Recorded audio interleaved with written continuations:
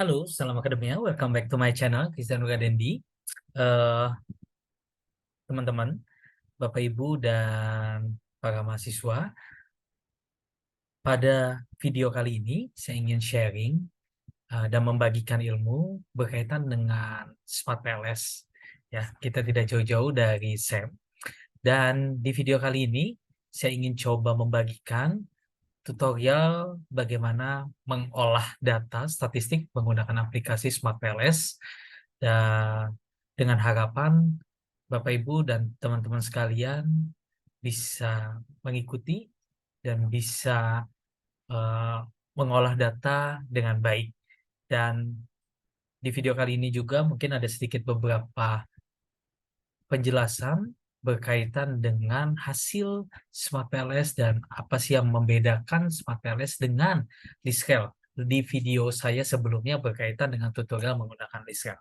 Oke, Bapak Ibu dan rekan-rekan akademia lainnya, di video kali ini silakan Bapak Ibu bisa membuka Smart PLS ya, aplikasi Smart PLS ya, yang lambangnya seperti ini. Kemudian nanti setelah dibuka akan muncul seperti ini. Nah, Bapak Ibu dan teman-teman sekalian, ketika muncul aplikasi Smart PLS ini, kemudian bagaimana kita mengolah data dan pastikan bahwasannya Bapak Ibu dan teman-teman sekalian sudah membuat data, misalnya dari sebaran hasil kuesioner, kemudian diolah data menggunakan skala Likert dan siap atau ready untuk diolah data dan masuk ke dalam aplikasi Smart PLS ini. Nah, sebelum kita membuat new project di Smart PLS, sebaiknya untuk data yang akan diimpor ke dalam Smart PLS menggunakan format CSV. Saya ambil contoh, kebetulan saya sedang meneliti berkaitan dengan sexual harassment atau pelecehan seksual yang dialami oleh karyawan, dan kita akan sama-sama di video kali ini mengolah data untuk menganalisis apa yang menjadi hasil dari penelitian saya. Oke, baik. Bapak, Ibu, dan teman-teman sekalian, saya akan buka terlebih dahulu berkaitan dengan data dari hasil kuesioner. Nah, sebelum diubah ke CSV, ya, teman-teman sekalian, Bapak Ibu, mungkin sudah mendapatkan hasil riset menggunakan Google Form atau Microsoft Form. Akan diubah seperti ini dahulu, ya, menggunakan skala Likert, bisa 1-5, 1-6, 1-4, terserah. Nah, setelah ini, Bapak dan Ibu sekalian, langsung hal yang pertama dilakukan, save as, kemudian ganti CSV, koma delimited, ya, diubah filenya, format filenya, yang dari Excel workbook ke CSV, supaya Smart PLS bisa membuka pada aplikasi Smart PLS tersebut. Oke, ketika ini sudah, nanti akan munculnya seperti ini, ya, gambarnya sama. Ini modenya kalau kita lihat di properties. Nah, ini CSV, separated value file, CSV. Nah, setelah sudah, Bapak Ibu dan teman-teman sekalian, baru kita akan masuk ke aplikasi Smart PLS, kemudian kita bisa langsung new project, klik new project. Karena di sini saya sudah membuat ini penelitian saya berkaitan sexual harassment, saya buat harassment 1 ya, supaya tidak sama. Ini saya oke.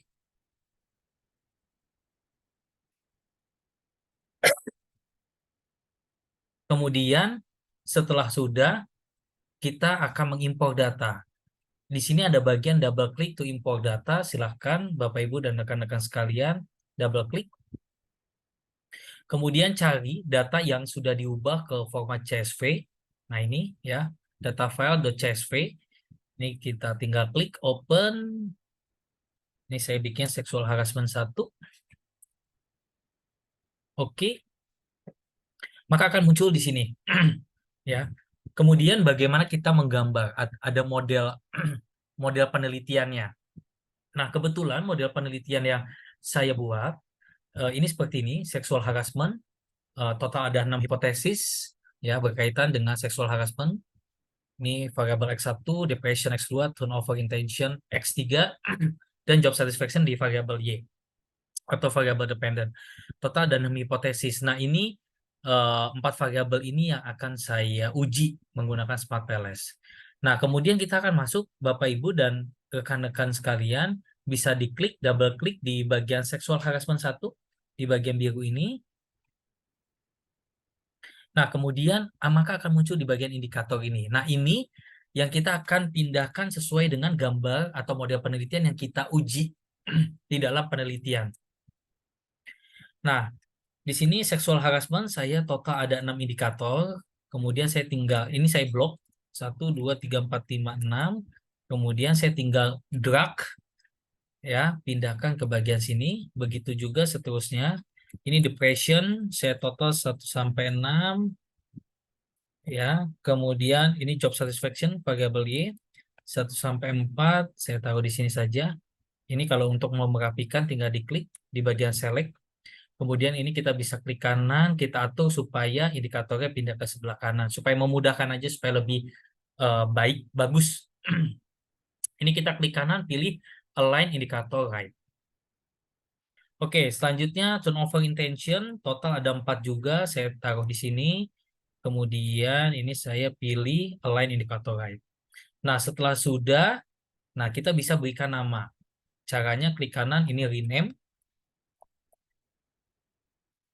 Sesuai dengan variabel penelitian Bapak Ibu dan rekan-rekan sekalian. Ini depression. Ini saya job satisfaction. Oke, kemudian ini saya turnover intention.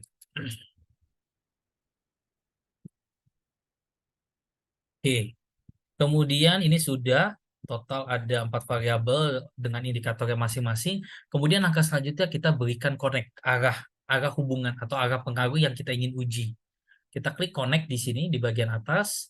Kemudian langkah selanjutnya kemudian kita klik saja, klik.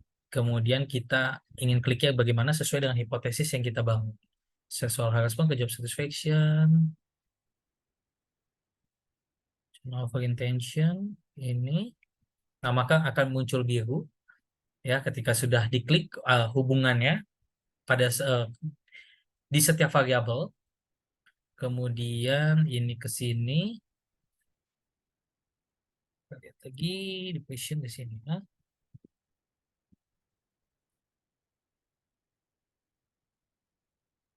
Oke, ada yang kurang kah? 1, 2, 3. Oke, revision ke sini 6. Oke, ini ya total ada 6 garis, 6 hipotesis yang akan kita bangun. Kemudian ini sudah sesuai dengan gambar atau model penelitian saya, dipastikan lagi Bapak Ibu dan teman-teman sekalian. Ketika sudah di SEM atau structural equation model dengan menggunakan tools PLS itu ada 2 langkah, yaitu yang pertama analisis ya, analisis modal struktural sama analisis untuk pengujian hipotesis ya. Gimana caranya dan bagaimana menginterpretasikannya. Nah, setelah ini sudah, yang selanjutnya adalah Bapak Ibu dan teman-teman sekalian bisa klik calculate. Kemudian kita klik PLS algorithm.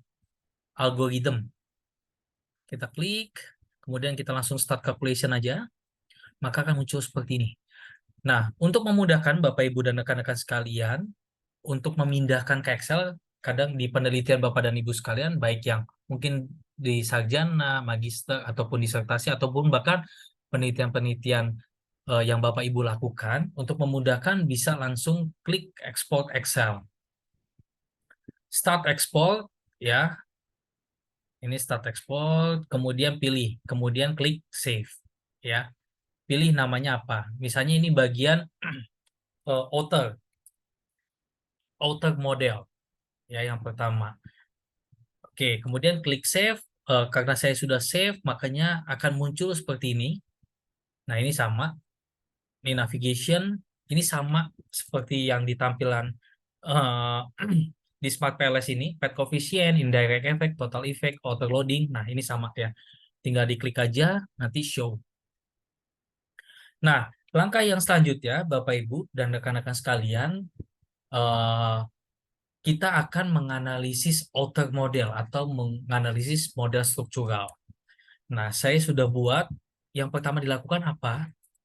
Nah, yang pertama dilakukan analisis model model struktural, ada outer model, nanti pun di bawahnya ada inner model ya. Dari analisis outer model kita ingin menganalisis variabel yang kita teliti apakah sudah valid atau sudah validkah dan sudah reliable-kah. Oleh karena itu kita perlu uji. Yang pertama di dalam analisis model struktural atau outer model ada bagian convergent validity ya. Untuk memastikan indikator-indikator setiap variabel ini ya, ini ada loading faktornya itu sudah valid atau belum. Nah, bagaimana kalau misalkan belum valid? Oleh karena itu kita harus delete indikator-indikator tersebut ya. Caranya bagaimana? Caranya adalah kita balik lagi ke Excel. Nah, ini bagian sini kita klik di bagian navigation, kemudian kita klik auto loading. Nah, dari auto loading ini bagaimana misalkan memindahkan Pak ke bagian Word. Ini tinggal Bapak Ibu, ini tinggal di blok aja, kemudian langsung pindahkan ke Word. Nah, tinggal pindahkan ke sini. Nah, bisa dilihat bagaimana cara kita untuk menentukan apakah indikator tersebut valid atau tidak. Nah, faktor loading faktor ini, gitu ya, harus di atas 0,7 ya menurut teori. Namun ada beberapa teori yang mengatakan bahwasannya 0,6 ataupun 0,5 masih bisa diterima. Nah, di aplikasi Smart Palace justru memudahkan para peneliti, dia akan memberikan tanda merah kalau dia di bawah below 0,7. Nah, ini Bapak dan Ibu silahkan apakah mau dihapus monggo, mau tetap stay tidak dihapus juga nggak jadi masalah karena ada teorinya, ada landasan teorinya. Nah, kemudian selanjutnya, selain kita menghitung convergent validity, yang kedua adalah composite reliability. Bagaimana kita menilai composite reliability? Karena di dalamnya kita ingin menghitung reliabilitas dari variabel yang kita teliti, gitu ya. Kemudian kita balik lagi ke bagian Excel. Kita klik di bagian navigation, ya. Kemudian kita klik yang construct reliability and validity. Nah, di sini construct reliability and validity. Ini Bapak Ibu dan teman-teman ini langsung kopas saja, klik kanan, copy, terus pindahkan ke bagian Word. Makanya masuk di bagian sini. Nah, untuk menghitung reliabilitas ada 3 hal. Yang pertama kita bisa ambil dari Comba Alpha, Composite Reliability, dan Average Variance Extracted (AVE). Nah, kalau kita melihat Comba Alpha dan Composite Reliability harus di atas 0,7 ya, dan untuk AVE itu harus di atas 0,5. Nah, dari hasil penelitian ini ya dapat diketahui bahwasannya penelitian ini variabel yang kita teliti memiliki reliabilitas yang baik. Ini yang kedua untuk analisis outer model, model struktural outer model. Kemudian yang ketiga kita menghitung diskriminan validity. Bagaimana kita menghitung diskriminan validity? Kita balik lagi, kita klik navigation. Nah, di sini ada bagian diskriminan validity. Kita tinggal klik aja. Oke. Nah, bisa kita pakai Fornell Larker Criterion, bisa juga kita pakai cross loading ya. Dan di sini saya ambil pakai cross loading, saya tinggal copy, pindahkan ke dalam Word. Nah, caranya adalah bagaimana kita melihat untuk diskriminan validity ya. Nah, kita lihat di sini, misalnya untuk variabel depression. Nah, nilai dari depression, indikator DE1 sampai DE6, nilainya lebih besar dibandingkan variabel-variabel di luar dari depression. Kemudian begitu juga job satisfaction, JS1 sampai JS4. Nilainya lebih besar dibandingkan indikator di depression, sexual harassment, dan turnover intention. Begitu juga di sexual harassment, ya, ini, dan turnover intention. ya, nilainya lebih besar dibandingkan variabel. Nah, ini menunjukkan bahwasannya dari nilai cost loading pada masing-masing konstruk variabel yang memiliki nilai konstruk lebih besar dibandingkan nilai konstruk lainnya, ini secara diskriminan validity-nya sudah baik ya.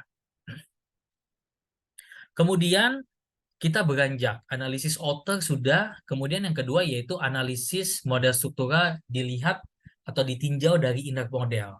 Nah, di inner model apa yang kita ingin uji atau apa yang ingin dinilai? Dari mana? Yang pertama dari R square. Kita lihat lagi ya, di sini ada bagian R square ya. R square ini tinggal di copy, tabelnya pindahkan ke bagian Word. X square bisa dilihat ada bagian X square, ada X square adjusted. Ya, Bapak dan Ibu bisa pilih X square ataupun X square adjusted. Namun disarankan kita bisa pilih X square adjusted dan dia di adjust. Ya, kalau X square kita bisa lihat. Nah, di mana saya ambil job satisfaction ini sebagai variabel Y, di mana nilai pengaruhnya pengaruh antara sexual harassment, depression, dan turnover intention mempengaruhi job satisfaction ini sebesar 15,8%. Nah, sisanya dipengaruhi oleh variabel lain di luar dari 3 variabel yang diteliti. Gitu ya, Bapak Ibu dan teman-teman sekalian. Kita juga bisa atau kita bisa juga menggunakan R-square adjusted 15,2%. Nah, kemudian ini yang tadi saya katakan lebih akurat kita bisa menggunakan R-square adjusted ya. Di sini tambahkan step. Kemudian yang kedua yaitu F square. F square lihatnya dari mana? Kita balik lagi di navigation, klik F square, makanya akan muncul tabel ini, kemudian kita copy, kita tinggal pindahkan F square di sini. Nah, F square itu untuk mengukur apa? Untuk mengukur konstruk ya antar variabel ini apakah mempunyai hubungan atau enggak. Nah, dilihatnya dari mana? Dilihat dari kita ambil contoh di sini pengaruh konstruk depression and job satisfaction sebesar 0,072. Jadi pengaruh konstruk depression, hubungan konstruk depression dan konstruk dari job satisfaction ini sebesar 0,072. Nah, indikatornya dari mana? Jika nilai konstruk itu di atas 0,02 bisa kita katakan dia moderat. Ya. Nah, namun di bawah 0,02 nih seperti yang ada di sexual harassment kepada job satisfaction ya konstruk sexual harassment dibandingkan dengan konstruk job satisfaction ini kecil karena di bawah 0,02 ya. Turnover intention dia di atas 0,02 yang bisa dapat kita katakan apa pengaruhnya moderat ya Bapak Ibu dan teman-teman sekalian. Nah, ini yang berkaitan sama F square.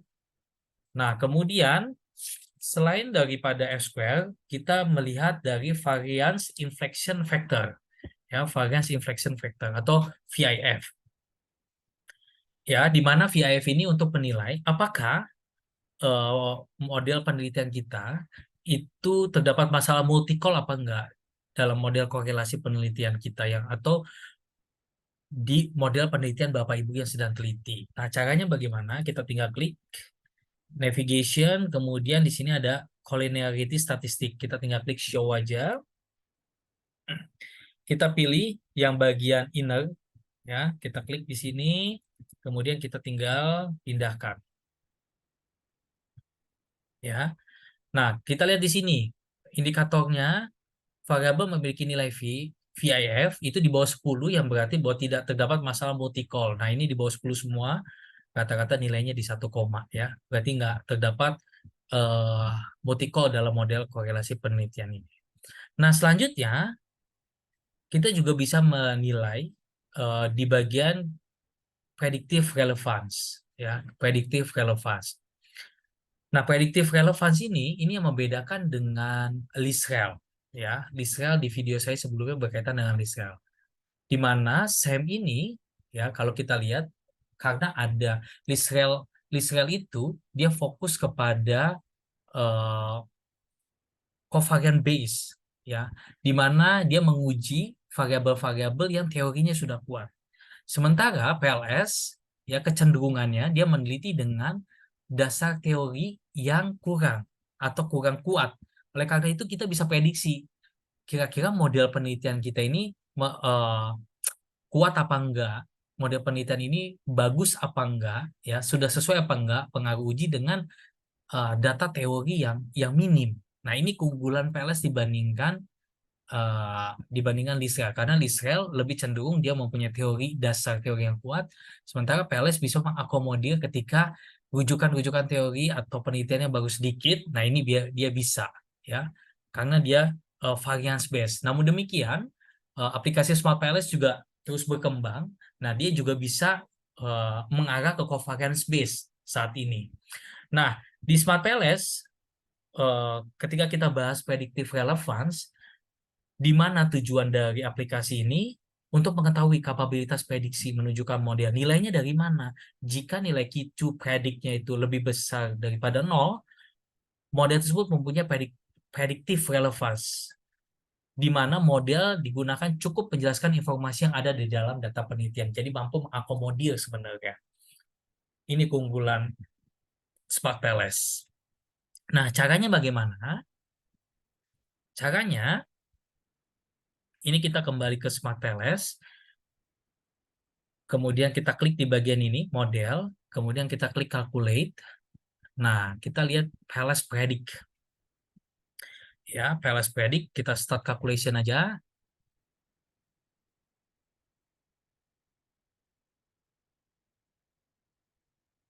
Oke, maka akan timbul begini. Nah, Bapak Ibu tinggal export to Excel, extract export, kemudian tinggal beri nama. Ini untuk misalnya soal Harrison, PLS predict, kemudian klik save. Nah, saya sudah simpan. Jadi nanti akan muncul seperti ini, Bapak Ibu dan teman-teman, kalau di navigation. Nah, kita klik pilih yang LV Prediction Summary. Nah, makanya kita akan keluar ini. Nah, ini yang kita gunakan. Ya, di mana key to predict, ya ini di atas 0 semuanya. Oleh karena itu dapat disimpulkan, Bapak Ibu dan teman-teman akademia lainnya, model yang digunakan cukup menjelaskan informasi yang ada di dalam penelitian. Nah, ini salah satu keunggulan Smart PLS. Kemudian selanjutnya, jika kita ingin menilai model fit, ya, model fit, PLS juga bisa mengakomodir ketika Bapak Ibu, rekan-rekan peneliti ingin menampilkan apakah fit atau enggak modelnya. Kalau kita berbicara berkaitan dengan Amos, Lisrel, dia ada goodness of fit-nya, uji kecocokan model. Nah, sementara memang kaidah atau esensi kita menggunakan aplikasi Smart PLS itu dia predictive model. Namun demikian, ada beberapa pakar, ada beberapa ahli yang memang tetap menginginkan ada model fit. Nah, ini kita bisa tetap pakai, bisa tetap kita gunakan di aplikasi Smart PLS ini. Nah, di analisis author yang tadi, kita balik lagi ya. Ini yang author model, navigation.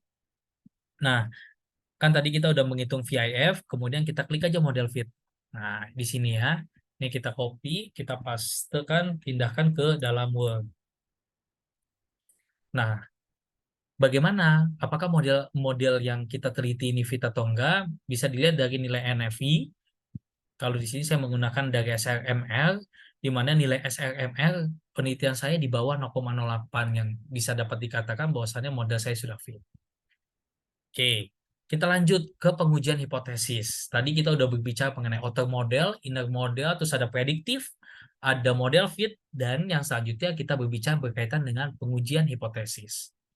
Nah, di dalam pengujian hipotesis ini, kita kembali ke PLS, ya, kita klik aja di bagian modelnya, kemudian kita klik calculate. Nah, kita pilih bootstrapping. Kalau algoritma, kita berbicara owner ether, owner inner, kemudian kalau kita PLS predict, kita berbicara predictive model, kemudian kalau kita berbicara berkaitan dengan pengujian hipotesis, kita menggunakan bootstrapping. Kita klik bootstrapping, kita start calculation aja. Ya, ini kemudian Bapak Ibu untuk memudahkan Bapak Ibu teman-teman sekalian, kita ekspor Excel, start ekspor, kemudian tinggal beri nama. Misalnya di sini pengujian hipotesis. Ya. Kemudian klik save. Nah, di sini saya sudah save. Oke. Nah, di sini kita tinggal pilih. Pertama yang kita bisa pilih yaitu di mana ada pengujian hipotesis. Kita klik pad coefficient. Ya, pad coefficient, maka akan muncul seperti ini. Ini bisa kita kecilkan. Ya.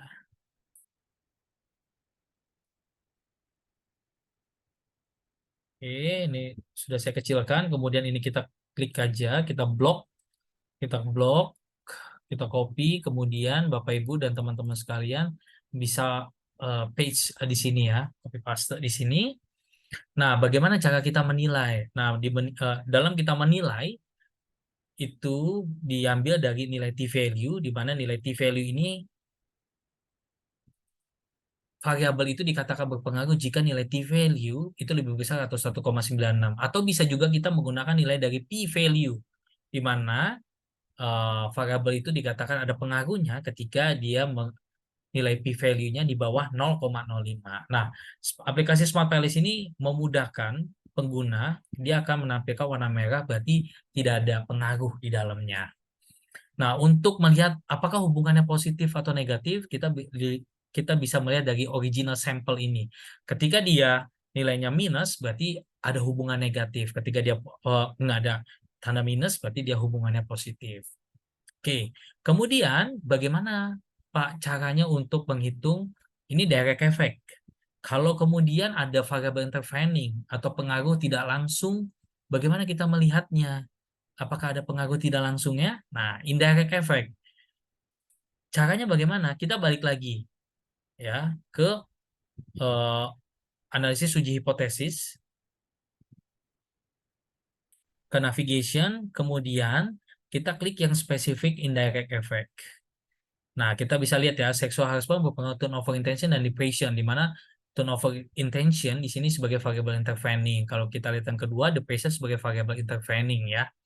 Nah, ini bisa kita copy ya, kita blok di sini, kemudian kita pindahkan ke bagian sini untuk mengetahui apakah ada pengaruh tidak langsung di dalamnya. Nah, ini membantu kita ya, p-value yang ditanda merah berarti nggak ada pengaruh tidak langsungnya. Nah, kemudian bagaimana kita menampilkan gambar? Ya, bagaimana kita menampilkan gambar? Ini Bapak Ibu dan rekan-rekan sekalian, ini kita klik di bagian gambar.